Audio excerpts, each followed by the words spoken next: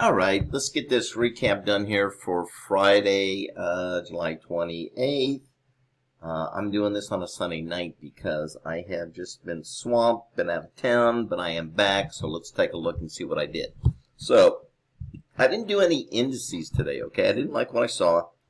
Didn't touch any of the indices. As you know, I don't like to trade gold, natural gas, any of those other commodities on a Friday. But I did like the US yen. Now, this is a technique that I also teach in the Einstein package, and it's called the crystal ball. It's a very, very, very powerful scalping technique, and I did end up getting what we call a crystal ball sell. Okay, so I got a crystal ball sell on the US yen. It was just a beautiful trade. I was only in this trade for 3 minutes at the most.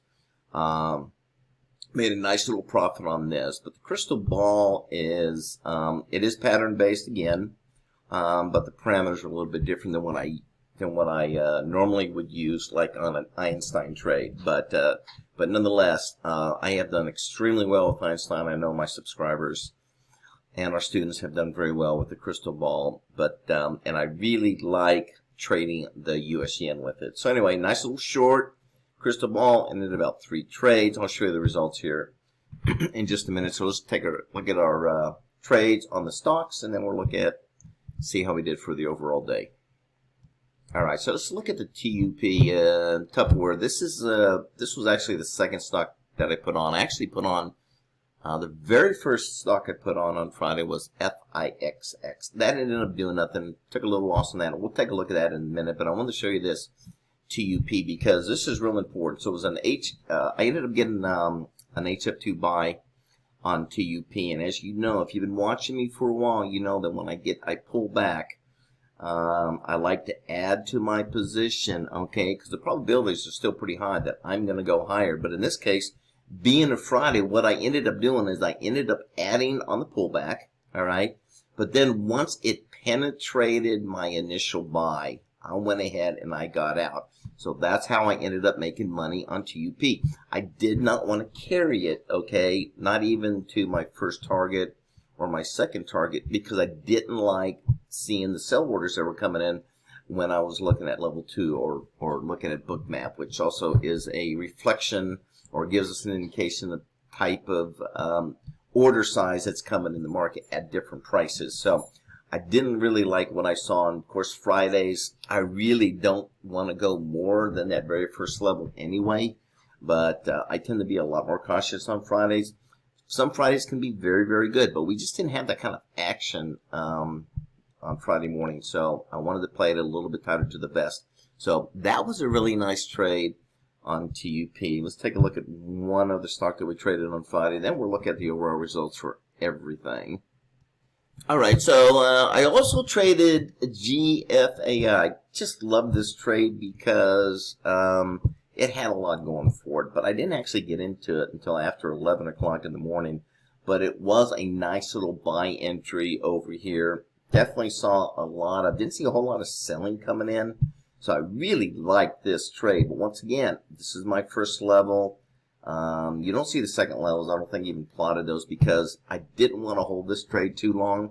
So once it blasted through my first level, like I said, I always like to get out of a trade when it's moving in my favor. So as it was blasting through, okay, and I played this one right. After it blasted through, started pulling back, and I went ahead and I got out of it. I wasn't really willing to hold on much longer. Could it have gone higher? Yes, possibly. But on a Friday, man, I actually probably should have gotten out as soon as it broke through this high. But it was looking so strong. But then as I saw this weakness, and it looks like it was coming down to my initial target, my first target, I just went ahead and got out and made some nice little money on GFAI. So let's take a look at the rest of the stocks here. So overall, not bad. On the US yen, 248.25. That's my first trade. FIXX, you can see, that was pretty much just kind of a wash. I mean, it just really wasn't doing anything. I did get back in the JDST. If you've been watching me for a while, you know I've been trading JDST almost every single day. And I like JDST because it's a really slow mover. So if you like to watch If you like to keep an eye on some of these stocks, I'll definitely continue to watch JDST. I will have it on my watch list again on Monday. You can see TUP was my better trade, and also GFAI. Those are two really good trades. VRCA, let's see. I don't think I put VRCA on until I believe it was later in the day when I put VR. Yeah, I didn't. Well, actually, no. I put VRCA on around 10:15 in the morning. So picked up a little bit of VRCA. Let's see what else. And everything else was just pretty much AIXI really wasn't doing much. And so that's pretty much it. So tell you what, not really a bad, not my best obviously, but not a bad day considering it was a Friday. And so looking at the charts, it is Sunday night. Once again, when I'm doing this this update, I really like what I'm seeing coming into Monday. I'm probably gonna have a buy opportunity in the mini Russell. I may even put that on tonight because I'm seeing some patterns starting to set up. So and get those orders ready to put a buy on that mini Russell. So I'm watching that for Monday. I am anticipating to have pretty good action on Monday morning, so I'm really looking forward to it. Hopefully, we'll get some additional indices traded on Monday. We'll be watching gold again, of course. What else? We'll be watching natural gas. Probably, maybe pulling away a little bit from crude. I've been pulling away from gold and natural gas, but I do want to watch that on Monday. We may have some activity there. So we'll see. So anyway, looking forward to Monday.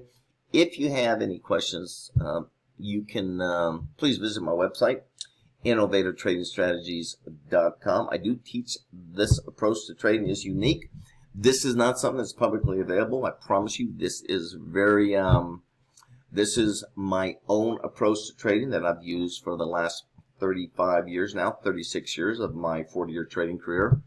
The way I look at the markets, a little different than most. So if you'd like to learn more about that, plenty of videos on my YouTube channel, Innovator Trading Strategies, or please visit my website, innovatortradingstrategies.com, which is also the place to ask me any questions you may have. If you still have additional questions. You can also join our Discord channel. It's $50 a month now. So if you want to kind of try before you buy, you can certainly do that. Just drop me a note at Innovator Trading Strategies. She is the girl of my program. She's still working on getting that set up, so you don't we don't have to actually send you an individual invoice. So she'll have that done pretty soon, or you'll be able to just click on it and go. Let's see what else. That may even be set up by Monday, so we'll wait and see on that. But Discord channel is going to give you my morning watch list. Also give you my afternoon watch list, and you'll also be able to you'll also have access to the particular stocks on that watch list that I'm going to be trading. Okay, and I do give my entries and exits, and also give you the reason behind the trade, and I'll tell you what pattern it is. If you want to learn how the patterns are formed or how they're identified, that's going to come in the package. But nonetheless, it's very reasonably priced. Also, we'll give you our overnight trades. Trades we put on overnight, and they settle the following day. So you get access to that. So you're going to get a lot of information for that small little $50 fee, and you'll be able to try before you buy. So I think that's a really good route to go. But anyway, that's going to be it. So looking forward to Monday. Hopefully we'll see everybody Monday morning. Take care.